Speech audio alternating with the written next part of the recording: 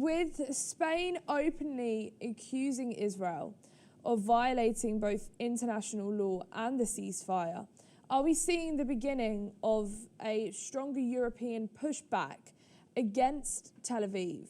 As we know earlier, Israel has said that the US told them not too long before they announced that they were doing this ceasefire.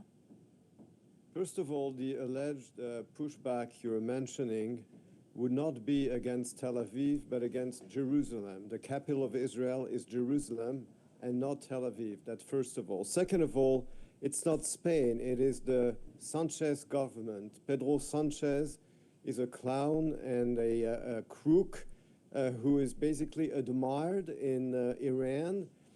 Don't forget that the Iranian terrorist regime put a picture of Pedro Sanchez on their missiles that they were sending to Israel and to the Gulf states.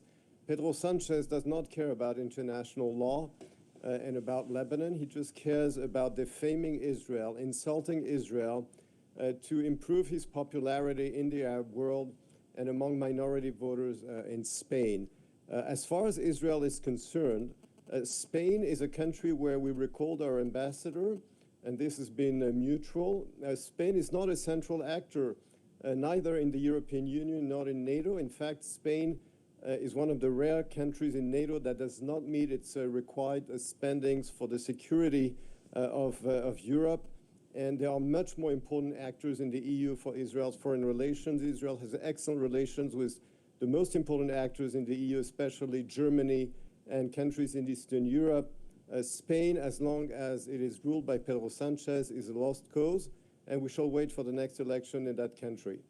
And if more European nations follow this lead, could this reshape the diplomatic balance in the Middle East conflict? Well, the European Union is not going to follow the lead of Spain because Spain has no lead at all in the European Union. There are many divides in the European Union on foreign policy. In fact, there's nearly no foreign policy issues on which there is consensus within the EU. The 27 members of the European Union agree on very little when it comes to foreign policy, especially when it comes to the Middle East. There are some very principled countries in the EU that understand that both Israel and the United States have been fighting for the interests of the free world. Other countries have decided to basically capitulate to Iran and run away from their responsibilities. I think it's more an issue for the Europeans than for Israel. Israel has many other allies in the world, including in East Asia. But as far as the EU is concerned, I think the attitude of certain European governments that have decided to basically capitulate to the Iranian regime rather than face it together with the United States and Israel is more an issue for Europe than for Israel.